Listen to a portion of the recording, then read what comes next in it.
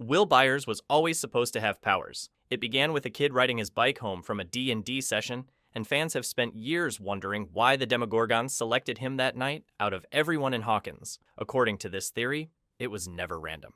Will may have been meant for Brenner's program from the start, another potential subject who slipped through the cracks before the lab could reach him. Joyce hints throughout the series that Will has always been unusually sensitive, different in ways she struggled to explain. He sensed things before they happened and drew scenes that seemed to predict events he had no way of knowing. When viewers returned to Season 1 with knowledge of Henry Creel and the other test subjects, the similarities were hard to overlook. What if Will was born with latent psychic abilities that Brenner failed to detect because Joyce kept him away from hospitals and government studies? The lab was actively searching for gifted children across Hawkins during the 70s and early 80s, operating under the cover of research programs and school evaluations. It is possible the Byers family missed those tests by coincidence, or that Joyce's protective instincts kept him off the radar. If so, Will grew up as a normal kid instead of becoming another child confined like 11, but the abilities would have still been there, which could explain why the Upside Down targeted him. But this theory opens the door to something even stranger about what happened during the week he went missing. Will created the Upside Down's version of Hawkins while he was trapped there. He spent a week in that hostile dimension, hiding from creatures and trying to stay alive in a place that should have overwhelmed him within hours. Fans later pointed out something important when Season 4 confirmed the Upside Down is frozen on November 6, 1983.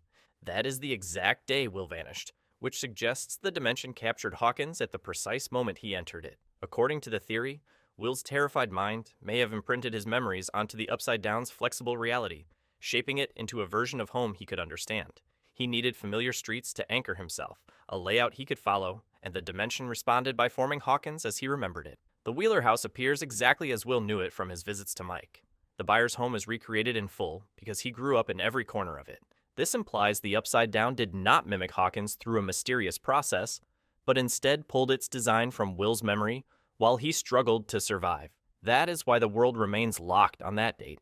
Since Will could not update a place he could no longer see.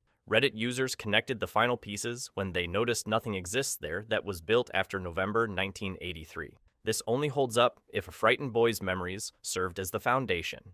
And if Will shaped that world during his week inside it, he may have left more of himself behind than anyone expected. And if something from that world stayed tied to him, it raises the question of whether the darkness ever fully let him go. Will is still partially possessed by the Mind Flayer. Season 2 ended with Joyce, Jonathan, Hopper, and the others forcing the creature out of Will's body with heat, because it cannot survive high temperatures.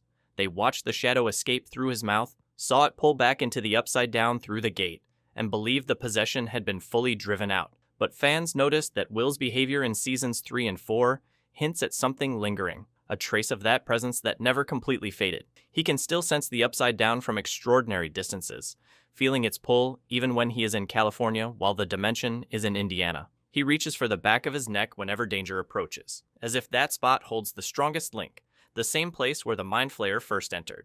The theory suggests they never removed it entirely, and that a small fragment remained, either because it was anchored too deeply to extract or because it left a part of itself behind on purpose.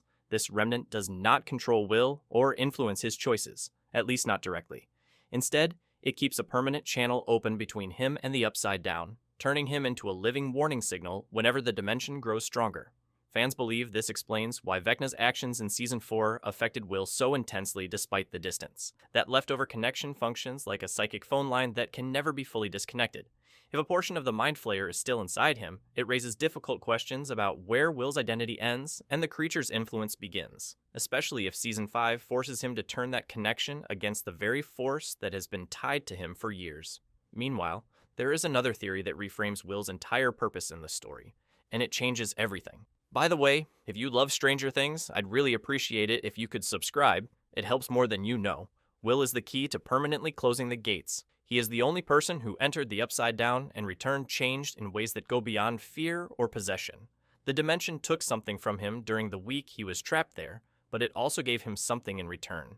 A kind of dual existence that reaches across both worlds, whether the gates are open or closed. Fans began forming this theory after noticing that Will's sensitivity to the Upside Down and does not match how other survivors respond to it. Hopper went there in Season 1 and came back unaffected. Joyce crossed the border and returned without any lingering effects. Steve, Nancy, Robin, and Eddie all entered in Season 4 and remained fully themselves afterward despite everything they encountered. Will stands apart because he did not simply visit the Upside Down. He lived inside it long enough for the dimension to weave him into its structure. When the Mind Flayer possessed him in Season 2, it was reclaiming something that already connected to it, since part of Will had already been absorbed into the dimension's collective awareness during his time there. This explains why forcing the creature out nearly destroyed him, and why the link remains in place no matter how far he travels from Hawkins. And if he truly serves as the bridge between the two worlds, he may also be the only person capable of severing that link for good, even if doing so requires him to decide which world he belongs to in a way that offers no possibility of remaining in both. But some fans believe Will's connection serves an even darker purpose that has been building since the very beginning. Will is meant to be Vecna's final host body. Vecna's current form is decaying and barely functioning after years in the Upside Down and the damage 11 inflicted on him. Fans pointed out that he appears increasingly unstable throughout Season 4, his body deteriorating even as his power remains intact. The theory argues that he has been searching for a replacement vessel from the start. He would need someone with psychic potential who already carries a connection to the Upside Down and can withstand the transformation required to become something beyond human. Henry Creel's original body is failing, which means he needs another host. And Will Byers, with his latent abilities and long exposure to the dimension, fits that requirement exactly. This idea reframes why the Demogorgon targeted him specifically in Season 1, rather than killing him as it did Barb.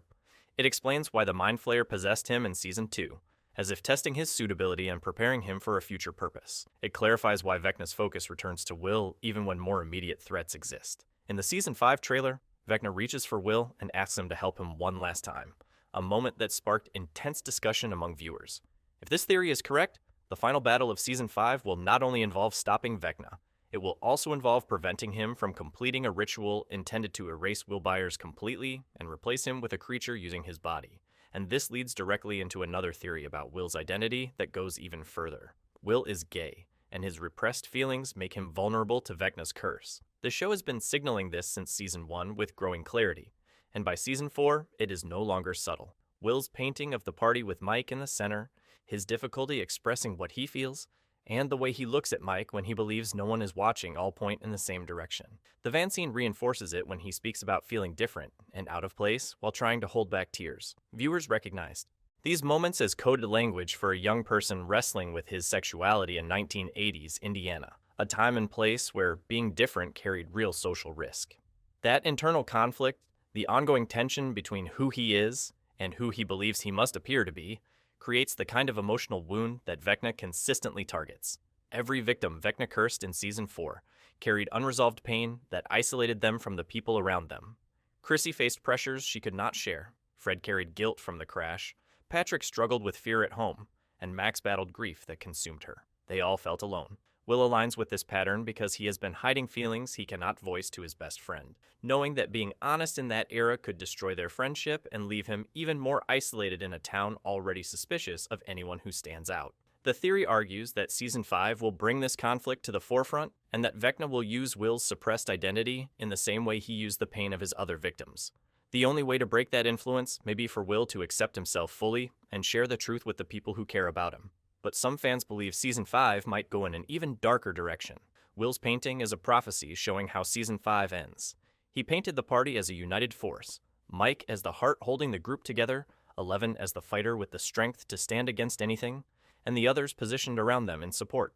Fans also noticed that the creature in Will's painting has 3 heads, which some interpret as the 3 main threats the show has revealed over the years: the Demogorgon, the Mind Flayer, and Vecna. 3 heads imply 3 enemies that function as one, which matches Season 4's revelation that Vecna shaped the Mind Flayer and commands the creatures linked to it.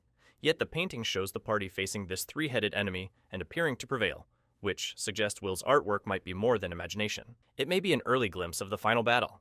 If Will has latent psychic abilities, as some theories propose, then his artwork might not be simple creativity, but a form of prophecy expressed through paint and pencil. He has been drawing visions since Season 1 without understanding their meaning. He sketched the Mind Flayer before anyone else recognized its shape.